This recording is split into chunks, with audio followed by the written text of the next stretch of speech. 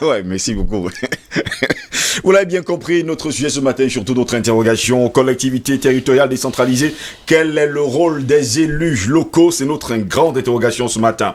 Je rappelle d'ailleurs pour ceux qui sont à la maison, le conseil municipal dispose de deux types de pouvoirs, de décision et de proposition. Le conseil municipal a ici la compétence, c'est-à-dire le pouvoir d'établir et de voter le budget communal, de gérer le patrimoine communal, de créer et de gérer des services municipaux, de décider de travaux, de créer et de supprimer des emplois communaux et d'autoriser des actions en justice.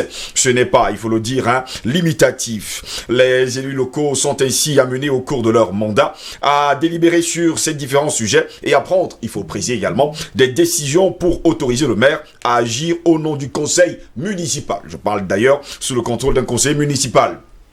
Il y a évidemment un formalisme précis à suivre pour que cette décision soit prise dans le cadre de la légalité. Ce sont les agents communaux, les agents territoriaux qui sont compétents pour veiller à la formalisation de ces délibérations. Retenez que le conseil municipal peut déléguer une partie de ses missions au maire qui en est l'exécutif. Mais le conseil municipal garde le pouvoir de contrôle. Il peut refuser de voter les délibérations proposées ou proposer d'ailleurs des amendements. Si je continue par là, eh bien le pouvoir de proposition du conseil municipal, le conseil municipal donne son avis toutes les fois que celui-ci est requis par les lois et règlements ou qu'il est demandé par le préfet. Il donne son avis notamment sur les points suivants: les projets d'alignement et nivellement des routes et des chemins départementaux qui passent dans sa commune d'ailleurs. Il y a également les plans d'occupation des sols, les circonscriptions relatives à la distribution des secours publics. Il y a également l'aide sociale et les demandes d'admission au bénéfice de l'aide sociale. Ça, c'est également la mairie qui doit le faire. J'espère que César Ngomor et tous les autres le font d'ailleurs. Il y a les créations d'agglomérations nouvelles, ce qui concerne notamment la création de communes nouvelles. Il y a le conseil municipal également peut aussi émettre des vœux sans avoir été sollicité sur les questions d'intérêt local, et les conseillers municipaux peuvent demander la mise en discussion de toute proposition qui entre dans les compétences du conseil et un vote sur celle-ci. Vous allez me poser la question, où est donc le rôle du maire, puisque tout le monde est là? Les pouvoirs spécifiques du maire. Sans entrer dans les détails, il est indispensable de faire un zoom d'ailleurs sur les pouvoirs spécifiques du maire qu'il ne détient pas du conseil municipal, là aussi il faut le dire, mais de l'État en direct, dont il est le représentant local. Le maire est l'exécutif du conseil municipal et à ce titre, il est chargé d'exécuter les décisions du conseil municipal qui peut lui consentir des délégations importante. Mais il est donc aussi l'autorité, il faut le dire, de police, sous le contrôle administratif de seulement le préfet. Et à ce titre, il est l'interlocuteur de la police ou de la gendarmerie. Il dispose également, comme manager de proximité de la République, d'attributions administratives et surtout judiciaires, comme organiser les scrutins, tenir les services de l'état civil, légaliser une signature, ça s'appelle l'acte de mariage, acte de naissance, etc.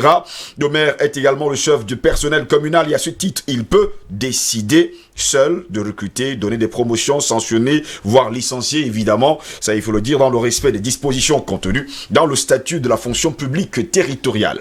Messieurs, aujourd'hui, on a l'impression que ce n'est pas ce qu'on voit très souvent dans ces mairies, et sans oublier bien sûr dans ces... il faut le dire, ces élus locaux qui ont le pouvoir d'ailleurs du peuple. Président Badakani, nous savons pertinemment que le pouvoir d'un élu local vient du peuple. Oui, c'est ça, c'est le formalisme démocratique qui le dit. Oui. Maintenant, vous savez, il y a toujours eu un conflit entre la formalité démocratique et la pratique concrète de la démocratie. Et là, on va entrer en jeu ce qu'on appelle l'élément culturel de la démocratie. Pour simplifier les choses, la mairie, c'est fondamentalement l'organe délibérant du conseil municipal. Ensemble des élus locaux, ensemble des conseillers. C'est le pouvoir exécutif municipal, monsieur ou madame le maire. Et enfin, il y a ce qu'on appelle le pouvoir de gestion, qui est partagé entre le maire et le receveur municipal. On peut aussi parler du rôle administratif que joue le secrétaire général de la mairie. Donc, ça dit que il faut, c'est la dynamique, n'est-ce pas, qui est engendré par le jeu de ces pôles de pouvoir municipal qui donne un caractère vivant à la mairie. Ce ne sont pas les lois qu'on a écrites. Les lois, c'est le cadre, ça c'est clair. Oui. Mais je vous dis que c'est le caractère, c'est-à-dire que c'est la dynamique, c'est la dialectique entre ces différents pôles de pouvoir municipal, n'est-ce pas, qui vont donner, n'est-ce pas, qui vont décider du caractère vivant de la mairie. Ça peut dire quoi? Alors vous avez soulevé un vrai débat, parce qu'aujourd'hui, on a un débat, on a un code de la décentralisation qui a été voté, tout le monde a applaudi. Le 24 décembre 2019. Et tout à l'heure, on parlait d'un cas. Tout à l'heure, j'ai suivi l'excellente chronique de Hervé Mokori, le cas de Ndiombe Penja. C'est-à-dire que le vrai défi aujourd'hui, c'est de faire à ce que cette loi, ce code-là, soit vécu réellement. C'est-à-dire que les administrateurs, les fonctionnaires épousent culturellement la nouvelle donne.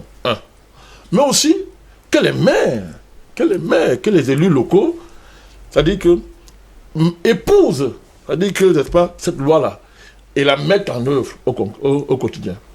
Alors, il y a des obstacles clairs. Tout à l'heure, on vous a parlé du cas de Ndiombe Penja. Voilà une commune qui a des recettes directes, c'est-à-dire qu'on laisse pas la pouzzolane dans la commune, et ça dégage beaucoup d'argent. Mais la commune est laissée pour compte, alors que c'est une richesse c'est-à-dire que local, direct. C'est-à-dire, ils voient ça, on voit là. C'est-à-dire, les gens font la pouzzolane, ils vont vendre en ville, ils vendent très cher, et ils reversent les miettes à la commune. Heureusement que vous avez un mec qui a la carrière de mon ami Paul Riking, que je salue, qui dit que mais non, vous ne pouvez pas continuer. Vous avez près de 100 millions tous les mois en termes de recettes. 180 millions. Tous les mois en termes de recettes. Vous reversez moins de 1 million à la commune. 800 000 francs, ça ne marche pas. Il engage la bataille. Il dit non, versez-nous au moins 5 millions. Mais on observe quoi, sans le dire, c'est que l'entreprise se cache derrière la légalité. Et comme par hasard, il a l'appui de monsieur le préfet et de monsieur le sous-préfet. Donc, voilà un cas pratique. Voilà un cas pratique. Monsieur le maire a le mandat du peuple pour aménager, améliorer les conditions de vie des populations. Il a devant lui une entreprise qui pompe, qui, entre guillemets, pille la localité. S'enrichit grassement. Il dit, mais écoutez, ça, c'est pas normal. Versez-moi au moins 5 millions de francs.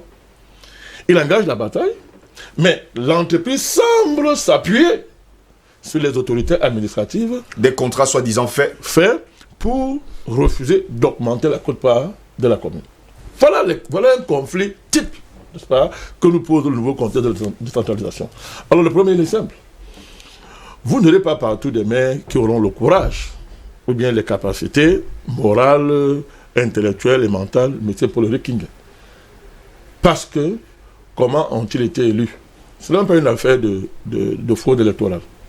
C'est-à-dire que, lorsque, pendant l'élection municipale, le NMP a proposé la mairie du XXIe siècle, on s'appuyait sur des phénomènes culturels qui font qu'à un moment donné, la mairie n'est pas capable de remplir ses missions. C'est-à-dire que l'exécutif municipal, jusqu'au conseil municipal, le plus souvent, à cause de certaines habitudes qui font que ce sont des réseaux. C'est-à-dire qu'il y a des réseaux qui, pendant très longtemps, ont confisqué les mairies et ont fait des mairies leur marchepied. C'est-à-dire que les gens sont centrés à Yaoundé et les mairies sont l'endroit où ils piochent à travers des mécanismes quasi mafieux. Parlons comme ça, quasi mafieux. C'est-à-dire qu'on place quelqu'un à la mairie, on a des réseaux là-bas, on place quelqu'un à la mairie, et la personne, son rôle, c'est de faire que l'argent de la mairie, pour la plupart, n'est-ce pas, dans l'essentiel, remonte à Yaoundé. Remonte dans le réseau. Alors, c'est une mentalité qui a mis long. Et surtout qu'avant ce code de la décentralisation, qui est une grande avancée, nous sommes fiers d'avoir milité pour ça, et nous avons félicité le président de la République pour ce travail-là. C'est une grande avancée, mais pendant très longtemps, le maire ne valait rien devant une autorité administrative. Le maire, il valait quoi? Il ne valait rien. C'est-à-dire que c'était comme, excusez-moi le mot, le garçon de course du monsieur le préfet ou le sous-préfet. Donc cette mentalité est encore, c'est-à-dire que le défi, c'est de casser, c'est de faire bouger cette mentalité. Pour ça, il faut que les maires, les conseils municipaux soient créatifs. Il faut qu'ils s'organisent. C'est-à-dire au-delà du fait que, bon, on est LPC, on est PCRN, on est ceci, il faut que les maires s'organisent. Il faut que le regroupement de maires, les anciens, je ne sais pas s'ils vont maintenir ça, les communes villes unies du Cameroun et autres, ils doivent s'organiser profondément pour non seulement amener les élus locaux de manière mentale, pour qu'ils s'adaptent à la nouvelle donne, mais pour qu'ils constituent une force qui puisse pousser, aider les autorités administratives, heureusement que toutes ne sont pas dans ce comportement-là, les aider à épouser la nouvelle donne. Et que les quasi-mafias municipaux là, qui pendant très longtemps ont réduit la mairie à être un appendice, n'est-ce pas, de la tutelle, que ça bouge. Le défi, il est là. Donc maintenant, est-ce que le statut qui a été consacré dans la loi, par exemple au niveau des conseillers municipaux, il y a des avantages, il y a beaucoup d'avantages. Il y a beaucoup d'avantages, énormément d'ailleurs. Est-ce que, n'est-ce pas, la consommation de ces avantages ne prendra pas le pas sur les performances municipales, sur les performances des élus? Voilà le vrai défi. Parce que quand ce sont les avantages qui vous intéressent, mais les réseaux vont savoir jouer dessus pour maintenir le statu quo. Or, c'est ça qu'il faut bousculer. Je crois que des élus comme mon ami Ngoma, la nouvelle génération, mes amis du PCN et les autres, vont éviter ces pièges-là. Parce qu'une loi, c'est une loi, mais ce sont ceux qui sont chargés de la mettre en œuvre. C'est la capacité des populations. Qui doivent s'approprier, justement. S'approprier la loi. Oui. Cette culture-là, c'est ça qui fait la citoyenneté municipale. Albert Anatola, ici, est-ce que vous êtes sûr, enfin, disons, demandons, je vous pose la question comme ça, est-ce qu'il sera possible, en tout cas, que les mairies se laissent, en tout cas, entraîner, justement, par cette loi, et que les maires, alors, pour ne pas dire l'exécutif communal, s'approprient, justement, cette loi du 24 décembre 2019? Ça va être très difficile, pourquoi? Parce que déjà, il faut mettre à niveau les compétences des maires, ou en tout cas des élus locaux. Vous saviez, à l'époque, il y avait le CEPAM qui, enfin, ceux qui avaient envie d'améliorer leur culture personnelle y allaient, ou bien d'améliorer leur façon, leurs compétences administratives y allaient. C'est pas tout le monde. Parce que pour aller au CEPAM, tu es obligé d'abandonner pour quelque temps ton cabinet de maire. Malheureusement, il y en a qui rechignent à y aller. Et puis dans le contexte de la décentralisation, notamment en ce qui concerne la modernisation des institutions camerounaises, le CEPAM est devenu obsolète. Il faut une réforme de ce côté-là. Il faut des réformes vraiment profondes pour que ça s'adapte dans le nouveau contexte de décentralisation, comme que j'indique. Maintenant, il faut quand même préciser que les maires n'ont pas une compétence générale. Les maires, vous avez quand même, il y a le champ de la loi que vous avez, il y a le champ juridique, il y a le cadre juridique que vous avez fixé tout à l'heure, mais il faut quand même préciser que les maires n'ont pas une compétence générale. Donc, ils ont une compétence locale pour ce qui concerne les attributions qui sont justement contenues dans la loi. Ceci étant, si j'ai dit qu'il faut d'abord renforcer les capacités des élus locaux, ça implique de les rendre compétitives, ça implique de les rendre performantes, les mairies. Parce que vous savez, il y en a qui sont élus, il y en a qui ne savent même pas lire un document. Moi, j'ai apprécié l'honnêteté intellectuelle et l'humilité de César hier, quand il a reconnu qu'il y a des choses qu'il ne peut pas connaître. Et il a justement un document qui est devant lui, justement, qu'il doit pouvoir lire. Mais lire un document est une chose, mais le comprendre en est une autre. Alors, vous avez donc justement plein de conseillers municipaux ou d'élus locaux qui ne savent justement pas, qui n'ont aucune compétence administrative. Et ça pose donc maintenant un problème au niveau de la performance des collectivités. Ceci étant, il faut quand même indiquer une chose. Il y a également un autre problème qui va se poser, c'est que tout à l'heure, le président Banakan l'a évoqué en filigrane, mais pas en profondeur, à savoir l'implication des réseaux mafieux, ce qu'il a appelé, c'est-à-dire vous avez les administratifs qui sont à Yaoundé, qui décident au niveau du parti qui doit être maire, maire de la ville. Et là, vous voyez donc que quelqu'un qui a un poste politique n'a plus de compte à rendre aux populations. Et il y en a même depuis le mars de cette année, après leur installation officielle, qui ne reconnaissent plus être membres militants du RDPC. Je parle par exemple du RDPC. Je parle sur le compte de M. César Honoré. Parce que le pomme se pose dans sa propre mairie. Ça veut dire que vous avez justement un maire qui ne reconnaît même plus qu'il est la casquette du RDPC. Ça, moi j'ai fait les coulisses hier, on me l'a dit. Donc ceci étant, vous avez également un autre maire à Douala, c'est-à-dire le maire de la ville, parce qu'il a été coopté, c'est-à-dire qu'il a été investi par le comité central et non justement par la base. Il ne reconnaît plus il n'accepte plus qu'il est là pour dans le cadre du parti. Et cela se perçoit dans sa gestion quotidienne de la commune. C'est-à-dire les actes qu'il pose, non rien de politique, parce que vous avez des adjoints. Lorsque justement, ces deux exemples que je viens de prendre ont en commun une chose, leurs adjoints n'ont pas encore d'attribution, qui sont prévus par la loi. notamment le nouveau code général des collectivités territoriales décentralisées. C'est-à-dire, voilà ce que les deux personnages qui viennent de citer. Je ne veux pas prendre d'autres exemples à Yaoundé ou ailleurs. C'est-à-dire qu'il y a la loi, il y a son application, mais je veux dire la difficulté de son application sur le terrain. Dans mon coup, le gars tout à l'heure, il y a quelque chose que César n'a pas voulu comprendre. Je crois qu'il a fait espérer de ne pas le comprendre. Allez-y, on vous suit. C'est-à-dire que si nous avons une mauvaise perception de la gouvernance communale, c'est-à-dire nous restons dans les anciens paradigmes, ça veut dire que la décentralisation est faite pour échouer. Ça, c'est important. Je pense donc que le casting doit être bien élaboré en amont. C'est-à-dire quoi? C'est-à-dire qu'il faut que les candidats ou les conseillers qui sont choisis remplissent et se donnent des critères de compétences intellectuelles au moins. Lorsque vous partez voter, donner le pouvoir municipal, en tout cas exécutif, à quelqu'un qui n'a pas de compétences, comme par exemple, apparemment, la conseillère qui a été élue hier doit avoir quelques difficultés même déjà à pouvoir lire un document.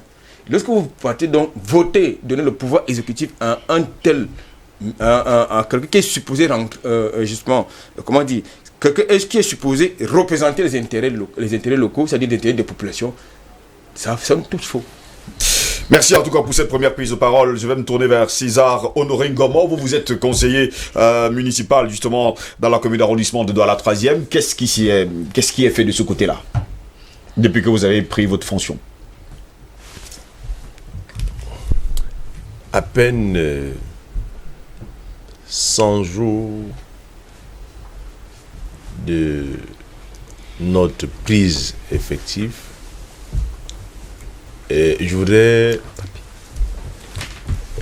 voudrais pas me donner au rebondissement à chaque fois de mes interventions de vouloir essayer de revenir à ce que un copanéliste a dit tantôt. Mais si je ne le faisais pas, je représente aussi une commune. Et bien évidemment, je parle, même si je ne suis pas mandaté par le président communal, qui est à la personne du maire, mais je ne peux pas laisser passer un certain nombre de choses, M. Anatole. Lorsque vous dites que le maire actuel dit qu'il n'est pas là pour le RDPC, ça dépend de quelle langue on vous explique cela, et ça dépend de la perception que vous recevez le message qu'il vous renvoie.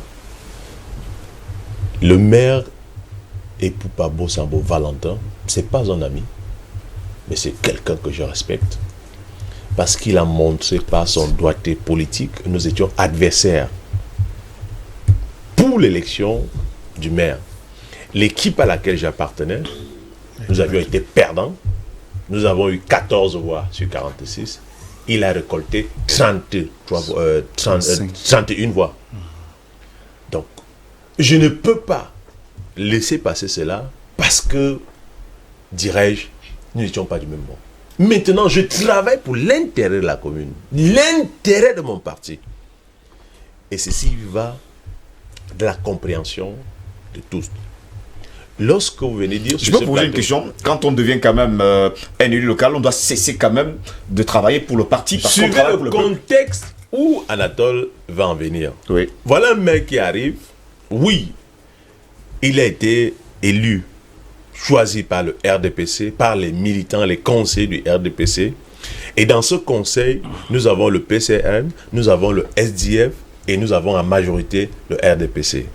Il arrive, il s'installe, le temps d'examiner, et c'est une mairie qui appartenait au SDF, à l'opposition. Le temps de faire le tour du propriétaire, il y a des dissensions qui fusent de part et d'autre. Et voilà sa réaction. N'oublions pas que je ne suis pas que le maire du RDPC. Je suis le maire de tous les habitants de Douala 3e. Oui. Est-ce à dire qu'il a dit qu'il n'est pas le maire, il ne reconnaît pas être élu par le RDPC. Il a dit, je suis le maire des populations de Douala 3e. Il faudrait qu'on sache raison garder. Il faudrait que je prenne des décisions qui partent dans l'intérêt de la communauté. Et j'ai les policiers, excusez-moi l'expression, j'ai les policiers aux fesses qui me feront les états de service, qui sont ces conseils municipaux. Et ces conseils municipaux sont du PCRN, sont Du du SDF, SDF, du RDPC et également. même à l'intérieur du RDPC, parce que les premiers qui vont commencer à tirer sur Bossabo, c'est moi ici sur ce plateau, je n'accepterai pas que quand Donc on a surnommé le rebelle d'ailleurs. je n'accepterai Même le jeu de la plénière. pour qu'une raison de voir quelque chose qui est noir et qu'on veut me faire gober que c'est bon. Même comme il y a un aîné pour qui j'ai beaucoup de respect, je suis allé le rencontrer une fois pour des conseils. Il m'a dit, mon fils, tu sais, pour faire la politique, un bon politicien est un bon menteur. Il faut savoir mentir. Pas vrai. Bon, ça, c'est le conseil de cet aîné-là. Et depuis que je suis en politique, Vous avez déjà beaucoup menti. je suis très à l'aise dans ma vérité. C'est-à-dire que quand j'ai conçu Heureusement. ma part de vérité et qu'elle est Il ne faut pas écouter les conseils de certaine, l'aîné, là. non, je ne pense pas que la politique c'est du mensonge. Et je pense que même mon idole politique, parce qu'ils sont croix, il y a Paul Biya. Avant Paul Biya, il y a André-Marie Mbida. Il y a Paul Biya, il y a Madame Foni. Pour moi, c'est des modèles politiques. Pour qui j'ai beaucoup d'admiration. Pourquoi? Non, mais président, on va revenir avec vous. Quand je parle de Madame Foni, tout à l'heure, parce Allons-y que rapidement sur on a notre parlé question. on a parlé de compétences intellectuelles. Oui. L'intellect n'est pas qu'une compétence. Je vais parler en deux mots. Compétences émotionnelles et compétences intellectuelles. Si l'émotionnel est au-dessus de l'intellectuel, nous connaissons des intellectuels qui ne valent rien. Revenons en tout cas sur notre question. Donc, qu'est-ce qui est fait aujourd'hui justement à la commune? On sait que ça fait déjà 100 jours. On peut pas. On ne peut pas faire le procès. Oui, jusqu'à preuve de quoi on ne peut pas encore Jusqu'à faire preuve le de procès. procès. On ne peut pas faire le procès du maire actuel, monsieur Epoupa Bossambo, de sa gestion. Tout simplement pourquoi? Parce que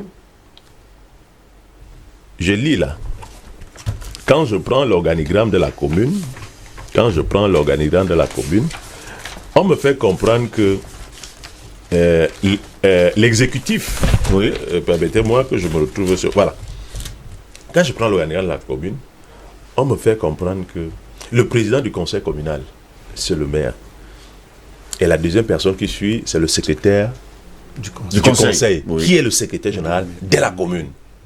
Voilà, s'il faut parler en termes hiérarchiques. Quand vous regardez La l'organigramme, hiérarchisation en tout cas de la mairie. hiérarchisation. Oui.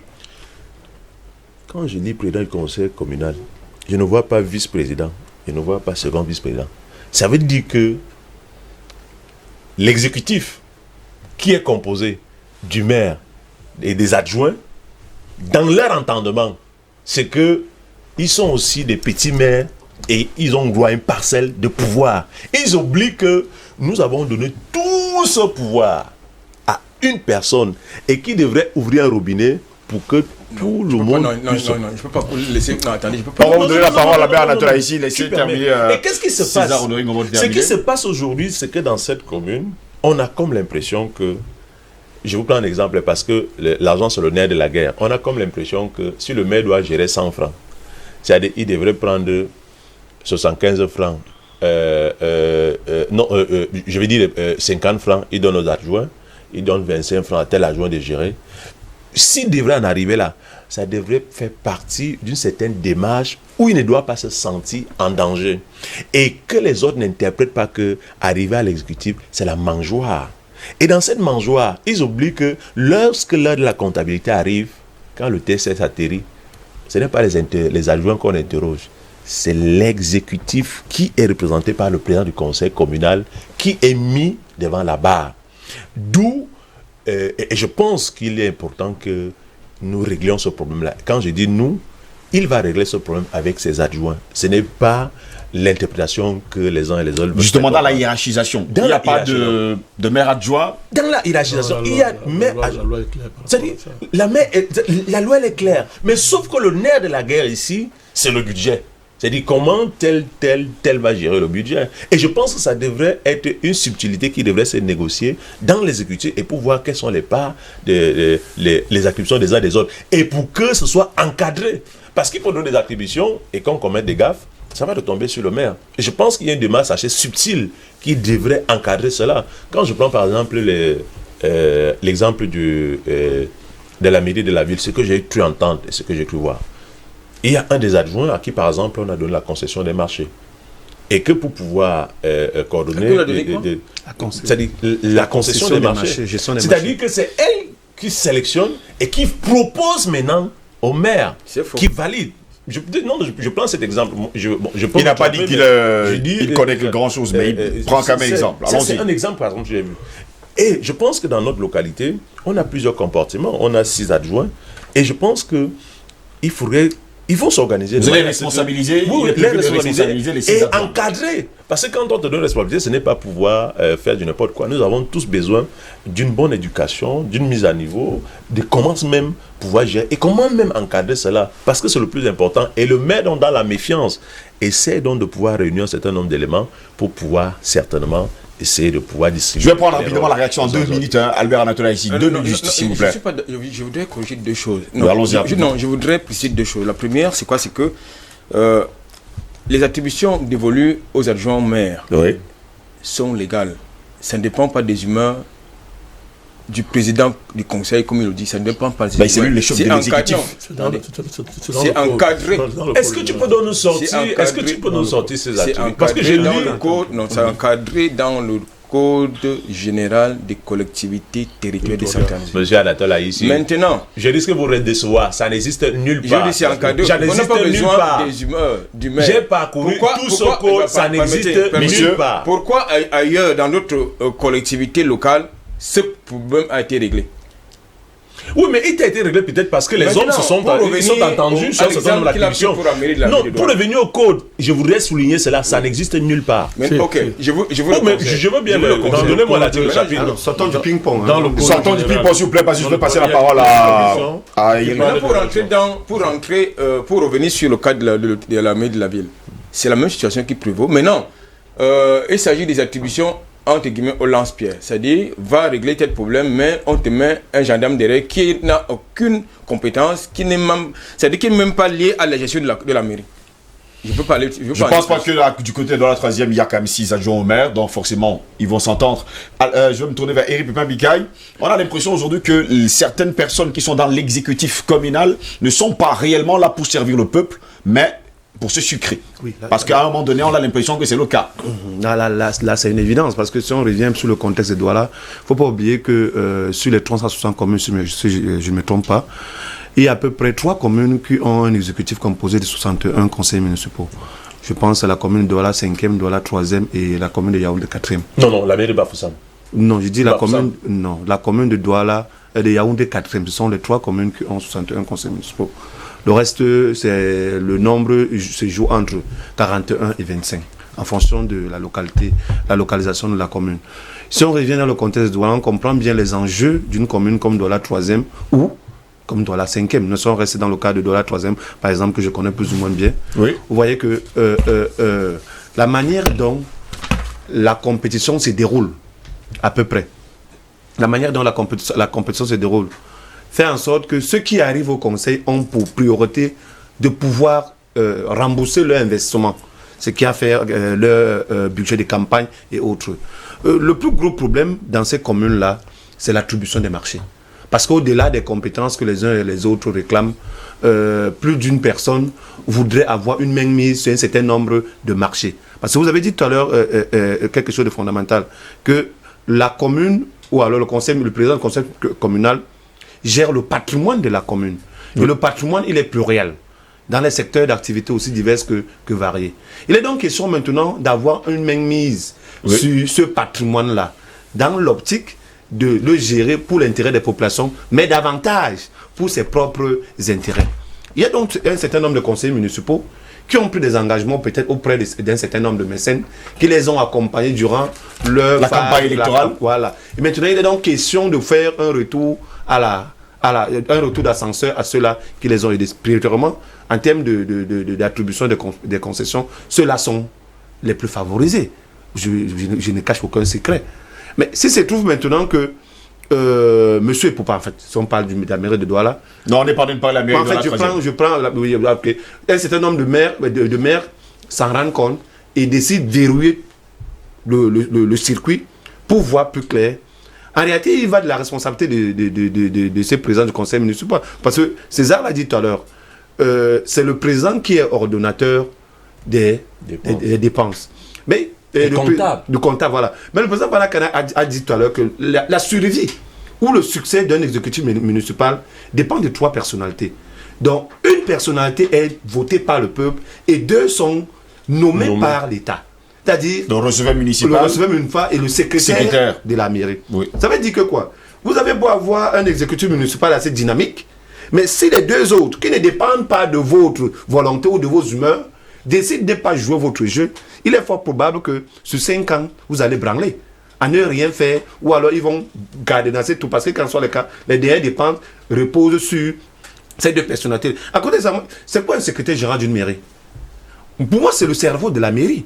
Ça veut dire que si ce cerveau de la mairie n'est pas en étroite collaboration avec votre conseil municipal, jusqu'à ce qu'il soit relevé de ses fonctions, il est fort probable qu'il vous pourrisse votre projet.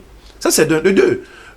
Dans l'univers, notre cosmogonie, il faut à un moment qu'on fasse la différence entre le parti politique et l'institution que c'est la mairie. Parce qu'on parle d'un patrimoine. Le patrimoine, il est matériel et il est immatériel. Oui. Et il n'appartient pas forcément à une coloration politique. Lorsque un exécutif est élu, il est élu sur la base de 2 choses, soit en majorité relative, soit en majorité absolue. Lorsque l'exécutif n'obtient pas la majorité absolue, l'exécutif doit composer avec l'ensemble des différents partis qui composent cet exécutif. Même si cet exécutif est élu en majorité absolue, cet exécutif est tenu compte du fait qu'il a un patrimoine pluriel qu'il a droit de gérer. Et la mairie est une institution qui n'appartient pas forcément à un parti politique. Mais pas forcément, il n'appartient pas à un parti politique. Donc, mais dont les résultats doivent impacter ou refléter le niveau de développement et d'évolution de la commune. C'est de ça qu'il est question. Ce n'est pas un patrimoine qui appartient comme, par exemple, un certain parti politique est arrivé en premier. Donc, prioritairement, il faudrait que on privilégie des ceux qui font partie de ce parti politique. Et ça crée un problème.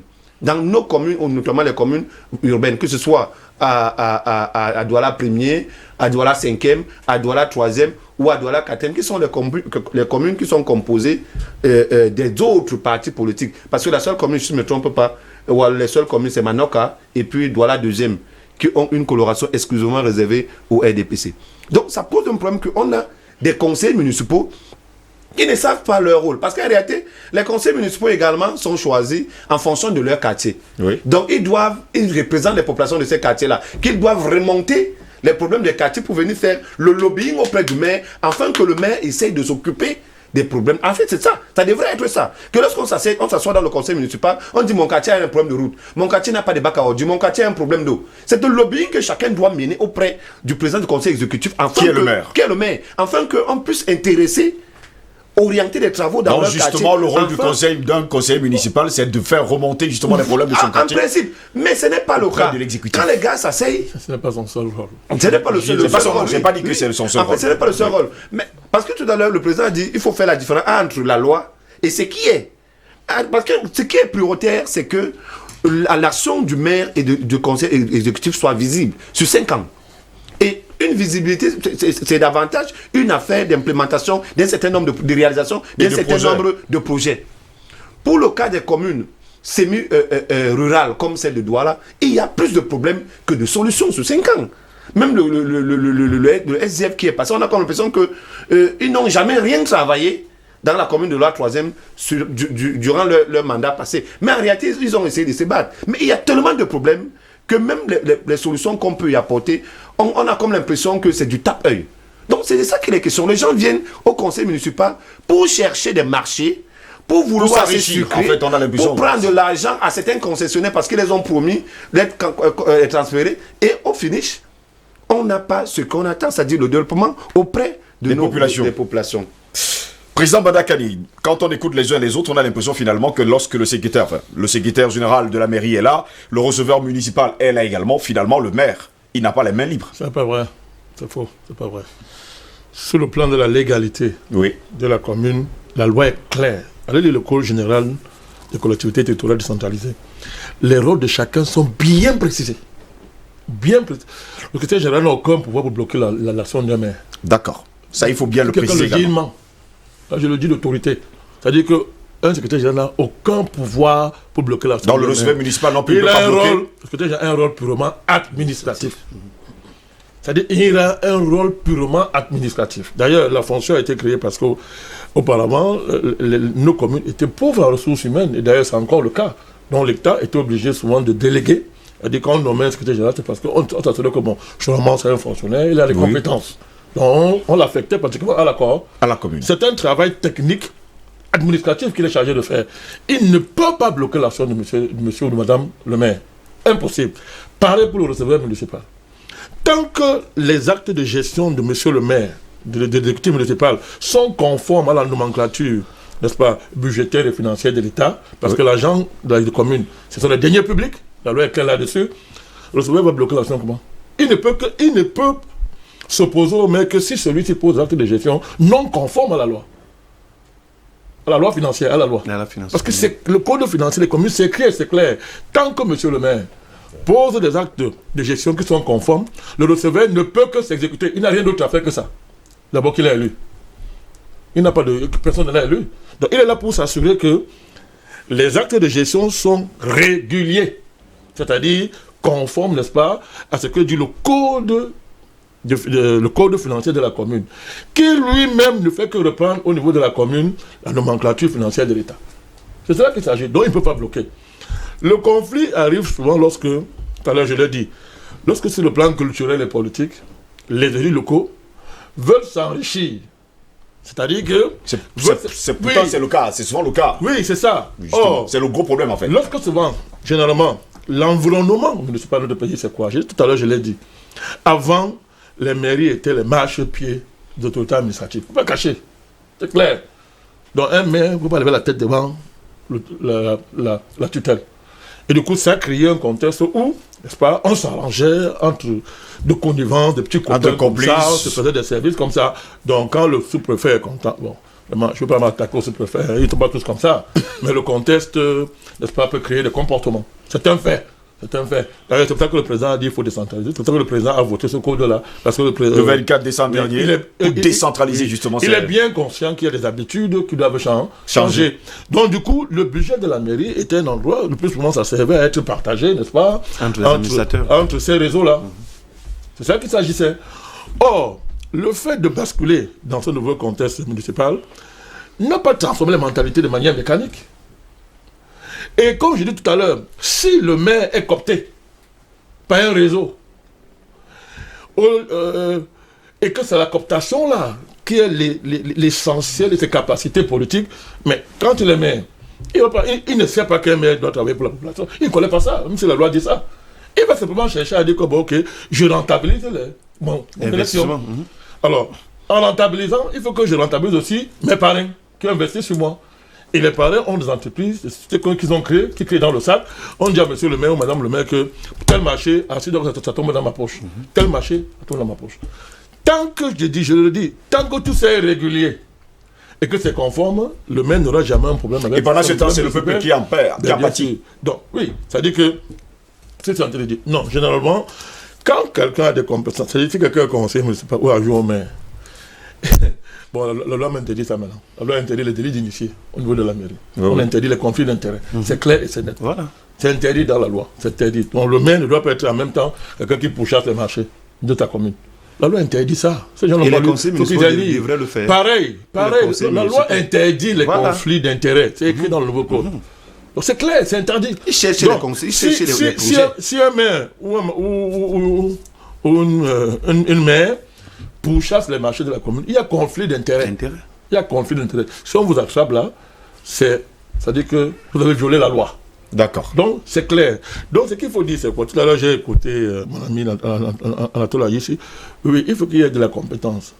Mais il faut faire attention à imposer une dictature des experts dans les mairies. Les experts ne travaillent pas pour le peuple. Il n'est pas dit que quand on est expert, quand on est compétent, on travaille pour le peuple.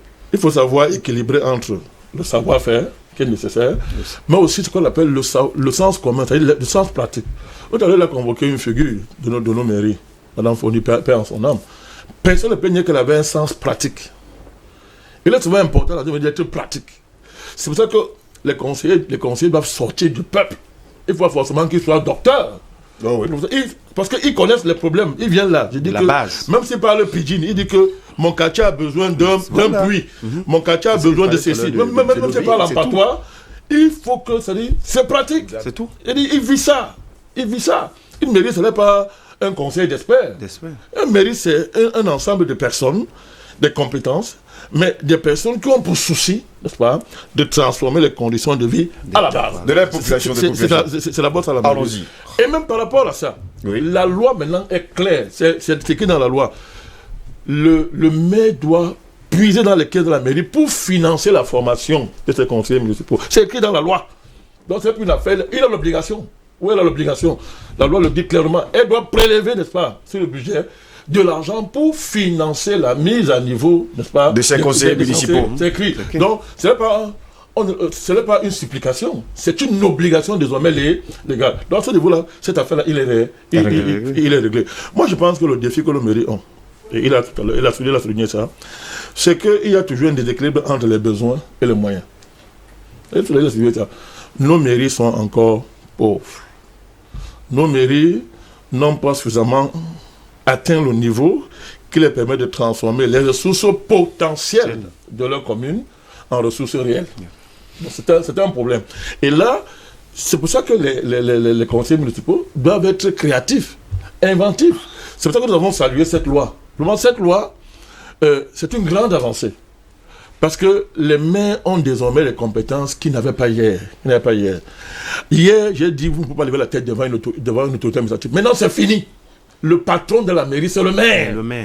Le sous-préfet, le préfet, c'est après. C'est après. Il intervient après. Donc, et les conseillers municipaux, ils ont demandé un statut. Hein. Les conseillers même ont un statut. C'est un local, c'est un bourse. Les conseillers jusqu'aux conseillers, ils ont un statut. Donc, à partir de maintenant, fort de cela, il faut que, n'est-ce pas, les élus locaux profitent de la loi pour faire booster les choses, y compris à travers cette fameuse coopération décentralisée. Oui. Il ne faut pas que seulement que les maires aillent chercher les relations à l'étranger, non, qu'ils aillent chercher l'argent. Et c'est possible. C'est possible. Et c'est possible. Albert, maintenant, ici, on a quand même un autre problème. Quand on est parfois adjoint au maire, la seule chose qu'on attend, et ce qu'on espère lorsqu'on devient adjoint au maire, c'est le partage du gâteau. J'insiste là-dessus.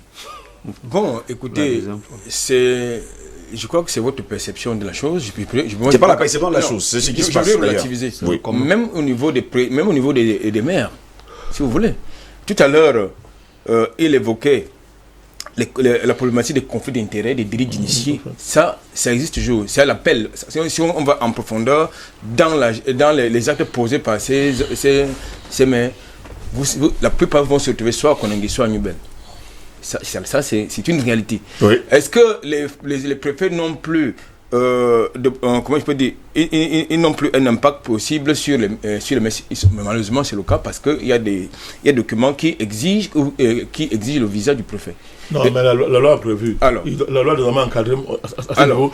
La loi encadre quand même il y a des délais même. C'est-à-dire si un préfet, je vous en prie, quelques secondes, s'il vous plaît, rapidement. Si un préfet traîne au-delà du délai légal que la loi lui impose par rapport à un document à signer, le maire achemine. Bon. Il y a tout un ministère. Oui, mais sauf que... C'est une avancée. Oui, c'est une avancée. Il y a des avancées dans cette loi. Très peu de maires pourront prendre le risque justement d'avoir le courage de faire autrement. Je vais vous faire est-ce qu'il n'y aura pas justement une grande complicité entre le préfet et le maire justement pour tripatouiller certains Écoutez, documents. Puisque le préfet très souvent sollicite le carburant de la part de monsieur le maire pour que certaines choses passent, c'est une réalité. C'est là le problème. Alors, c'est une réalité implacable. Bon, maintenant, il y a quand même un problème. Il y a quand même un problème qu'il faut soulever. Il ne faut pas qu'on sorte, n'est-ce pas, de cette émission sans évoquer cette problématique. Si les conseillers municipaux ont un statut, je pense que le personnel communal devrait avoir un statut. Parce que la loi portant, n'est-ce pas, statut de fonctionnaires communaux est bloquée. Il faut donc que cette loi-là sorte du tiroir. Pourquoi est-ce que les conseillers ont un statut et les personnels communaux n'en ont pas? C'est un problème qu'il faut absolument évacuer. Maintenant, nous avons dit cela, le problème c'est quoi? Ça dépend, il faut préciser. Non. Si l'État central transfère du personnel prévu par la loi à une commune, il ne paie pas son statut d'origine. Il demeure fonctionnaire. Et son sort est réglé par le statut de la fonction publique. Moi, je n'ai pas de personnel communal, c'est-à-dire les personnels que sont recrutés. Quand ils sont recrutés, maintenant, ça dépend du maire. Ça dépend du maire et sa capacité à régulariser leur situation. Cette loi est encore bloquée. Oui. Maintenant, je pense que pour rendre... Parce qu'il faudrait que à la fois il faudrait que les mairies, d'une manière générale, que les collectivités locales puissent faire un équilibre entre les objectifs politiques et les objectifs de performance. Parce qu'il faut quand même dire que bien que ce soit une institution, une mairie doit pouvoir trouver des ressources pour justement engager les actions de développement local. Et pour trouver ces ressources-là, ça requiert la jugeote intellectuelle, ça requiert, n'est-ce pas, des capacités, des compétences. Des capacités, des compétences. Je vais me tourner vers César Honoré Ngoma. Jusqu'à peu le contraire, dans cette localité, je ne parle pas seulement de la commune d'arrondissement de la 3e, il y a des entreprises. Et comme on faisait d'ailleurs, ce matin, on parlait d'ailleurs du cas de Ndiobé Pédia, il y a quand même un versement fait, qui est déversé en tout cas à la mairie. Non, je pense que le cas de Ndiobé Pédia devrait inspirer tous les 360 maires du Cameroun. C'est un cas qui servira d'exemple. Quand je l'ai dit, je voulais m'attarder, mes deux premières prises de parole m'ont amené à la querelle avec justificatif de l'intervention. Non, ne vous inquiétez pas, vous êtes ici. Allons-y, monsieur, le temps nous est parti. Je suis arrivé ici pour essayer de clarifier et peut-être avoir l'expertise des uns et des autres pour nous accompagner dans ce qui nous attend. Les compétences et pouvoirs du conseil municipal et de l'exécutif. Et quand je parcours le document, je vois quelques titres, je pense qu'il y en a une dizaine, les compétences du conseil municipal. Élire le maire et ses adjoints. Voter le budget communal. Approuver les comptes administratifs du maire et le compte de gestion du receveur municipal. Autoriser les dépenses et recettes spéciales. Fixer les emprunts et accepter les dons et les legs. Autoriser l'intervention de la commune dans le domaine économique et social. Instituer des taxes et fixer leurs taux. Approuver les plans d'urbanisme. Adopter la dénomination des rues sur des places publiques.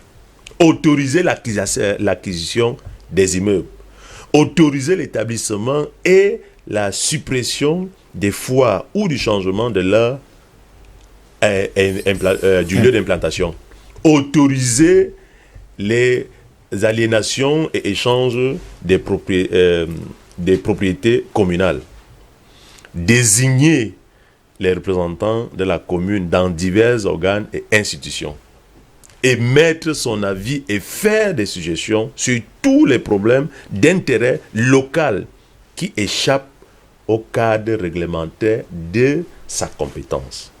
Et pour terminer, promouvoir le développement économique, social, sanitaire, éducatif, culturel et sportif de la commune.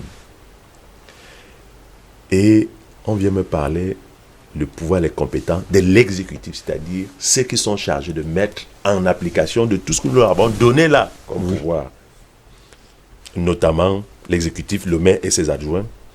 Conserver, entretenir et administrer les propriétés et les biens de la commune et accomplir tous les actes conservatoires de ces droits. Gérer les revenus, surveiller les services communaux et la comptabilité communale. Délivrer les permis de bâtir et démolir ainsi que des autorisations d'occupation des sols. Préparer et proposer le budget, ordonnancer les dépenses et prescrire l'exécution des recettes. Diriger les travaux communaux. Veiller à l'exécution des programmes de développement financés par la commune réalisés avec la participation.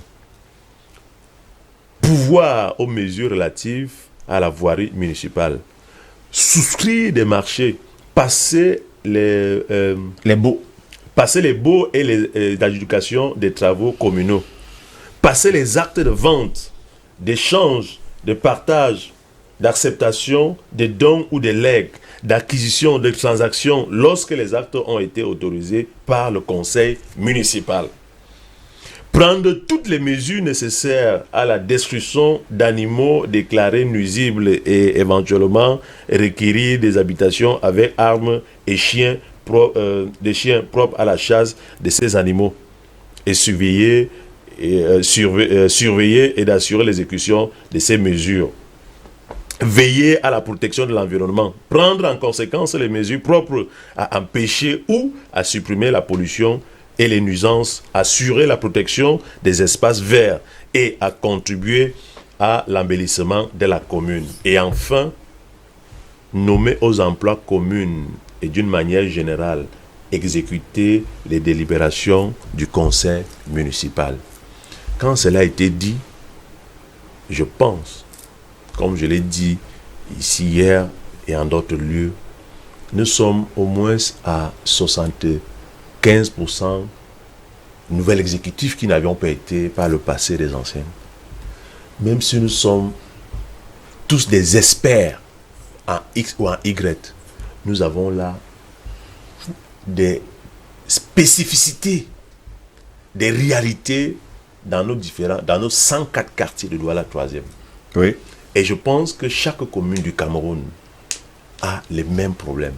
Nous avons donc besoin, de manière spécifique, que chacun assimile déjà. Parce que je ne vais pas me lever et venir résoudre un problème à la mairie, dire voilà mon quartier a tel problème. Je dois d'abord identifier les problèmes. Mon quartier a besoin de quoi? Par exemple, hier, on nous a distribué des commissions. Je fais partie au moins de une ou deux commissions. L'une de ces commissions, on m'a parlé du sport. J'aime bien le sport. Je suis un bon vétéran du D0. Il faut déjà dans les 104 quartiers identifier est-ce qu'on a les espaces de loisirs pour cela. Et si oui, ils sont dans quel état? Voilà les championnats de vacances, voilà les vacances. On a passé presque 3 mois de confinement. Les obésités ont connu. Qu'est-ce qu'on peut faire? Quand vous regardez l'espace, par exemple, du tunnel de côté jusqu'à Japoma, Il n'y a pas de stade. on peut faire de tout ce que l'on sent, même un espace de footing, par exemple. Donc, il y a plein d'idées. C'est-à-dire, comme tout à l'heure, le président Badakane disait, quand on arrive, on n'a pas la science infuse. On devrait on doit être une collecte des informations pour les besoins des localités et pouvoir maintenant harmoniser cela pour venir soumettre au conseil pour validation et chercher maintenant les moyens pour pouvoir les réaliser. On le souhaite d'ailleurs, tout le bonheur et surtout beaucoup de travail. Mais nous allons revenir justement vous poser des questions, ce que vous aurez fait. En tout cas, à la commune d'arrondissement de la 3e. Eric Pépin Bika, nous allons sortir rapidement de cette édition parce que nous avons un autre invité. Votre mot de fin? Non, c'était un débat assez constructif. Quel qu'en soit le cas, il doit être passionné parce que nous restons toujours là dans le modèle de la préservation des intérêts des uns et des autres. Il ne faut pas également oublier que il est difficile pour nous, dans le cadre de l'implémentation de cette nouvelle loi sur la décentralisation, d'estiper de cette loi la culture administrative. Donc, il y aura toujours les crocs en jambes d'un certain nombre de nos compatriotes, voilà, de nos compatriotes qui voudront s'accrocher sur les anciennes habitudes qui forcément ne sont plus implémentables dans ce nouveau code. À côté de ça, les gens se bagarrent plus sur des aspects qui rapportent un peu d'argent. J'ai suivi la bagarre entre la communauté urbaine et la commune d'arrondissement de Douala 2e sur la gestion des espaces marchands. Mais à l'époque, j'étais un peu intrigué du fait que cette même commune de Douala 2e avait à côté l'hôpital de New-Bel et le lycée de New-Bel. Mais elle ne réclamait pas la compétence de gérer ces espaces. Mais elle réclamait à corps et à cri. Et à l'époque, c'était l'adjoint maire Wafo, Jean-Robert Wafo, de pouvoir gérer le marché central de New-Bel. C'est un peu cette intrigue qui se transpose un peu dans nos communes. C'est-à-dire, les gens se bagarrent davantage pour préserver leurs intérêts financiers et oublient l'essentiel, c'est-à-dire aller vers l'amélioration des conditions de vie des populations, tout simplement. Merci, monsieur, d'avoir été là ce matin. Bon, président, en quelques secondes seulement, parce que moi j'ai un autre invité. Pour régler cette affaire-là, c'est-à-dire le conflit entre la loi et la personnalité de la loi et l'environnement, la culture, justement. Tout à l'heure, je l'ai dit. Il faut que les maires s'organisent. Dans le cadre des associations comme Commune et Ville Unie du Cameroun, les maires doivent s'organiser et développer une intelligence, n'est-ce pas, de leur association pour proposer. Faire, se constituer en lobbying. En lobbying. Quand ils vont le faire, ils vont gagner. Parce que c'est les maires qui parlent tous à la fois, par rapport dans leur rapport avec l'autorité administrative, ça va passer. Albert Anatola, ici, je vous dis merci d'avoir été là ce matin. Écoutez, il faut que les mairies deviennent les outils de développement et non les outils de contrat ou de passation de marché. Mais ils le sont. Merci Badri Badakani d'avoir été là, président, pour cette autre édition de DBS Matin. C'est moi qui vous remercie. César Honoré Gomo, j'espère qu'on n'avait pas été déçus. Merci également d'avoir été là ce matin. Non, nous vous souhaitons bon vent. Ça a été un plaisir. Bon vent là. J'espère vous revoir tout à l'heure lors de la clôture de nos travaux. Nous serons là. Et Eric Pépin Mikaï, merci également d'avoir été là ce matin. J'espère qu'il sera aussi là.